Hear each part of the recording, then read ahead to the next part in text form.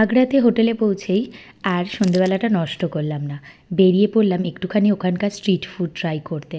তো আমাদের হোটেলের সামনেই এই মিনা বাজারে এখানে রাজেশ বলে একটা ফুড স্টল ছিল, যেখানের আলু টিক্কিটা তো অসাধারণ ছিল। প্লাস এটা রিকোয়েস্ট করব, দিল্লি আগ্রা যেখানেই যাও ফুচকাটা ট্রাই করো। এটা হচ্ছে আলু চাট, আর ফুচকার জলটা অসাধারণ, তোমার মনে হবে খেতেই থাকি, থামবো না।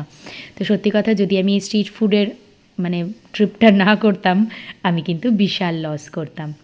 আর এই যে দেখছো এখানে পাশে কুলফি আছে, জিলিপি আছে। আমরা এখান থেকে দই ফুচকাটাও ট্রাই করেছিলাম। আমাদের এই দই ফুচকাটা না সুজির হয়, তো এইটারও টেস্টটা কিন্তু ভীষণ ক্রাঞ্চি আর খুব ভালো খেতে। তোমরা কিন্তু অবশ্যই এরকম একটা ছোট্ট করে বেরিয়ে পড়তে পারো সন্ধ্যেবেলাতে এই স্ট্রিট ফুডগুলো ট্রাই করার, কারণ যেখানে যাবে সেখানকার লোকাল ফুড ট্রাই না করলে সত্যি অনেকটা মিস হয়ে যায়, কারণ আমরা সেখানকার কালচারটার সঙ্গে তাহলে পুরোপুরি মিশতে পারি না, এটা আমার মনে হয়। তো আমরা ওখান থেকেই পরপর এটা খাওয়ার পরেই, এই যেই সোজা দেখছি এই রাস্তাতেই কিন্তু আমাদের হোটেলটা, তো এটা আমাদের হোটেল থেকে 1 মিনিটও নয়। তারপরে এখানে নিয়েছিলাম জিলিপি, আর এখানে জিলিপিগুলো এরকম লম্বা লম্বা করে ভাজা হয়। আর অবশ্যই ট্রাই করো, খুব ক্রাঞ্চি এবং গরম গরম ভেজে দেয়, তো দারুণ খেতে লাগে। পাশে ফালুদারও স্টল ছিল, ওটা আমরা আর খাইনি। তারপরে আমরা চলে যাই এখানে ওদের সেভ পুরি, আমাদের এখানে যেটা পাপড়ি চাট। তো পাপড়ি চাটটাও কিন্তু ওরা অনেক কিছু দিয়ে বানায় এবং সত্যি খুব সুন্দর খেতে লাগে। তো এই টুকটাক করে খেতে খেতেই কিন্তু আমাদের পেটটা অনেকটাই ভরে গিয়েছিল।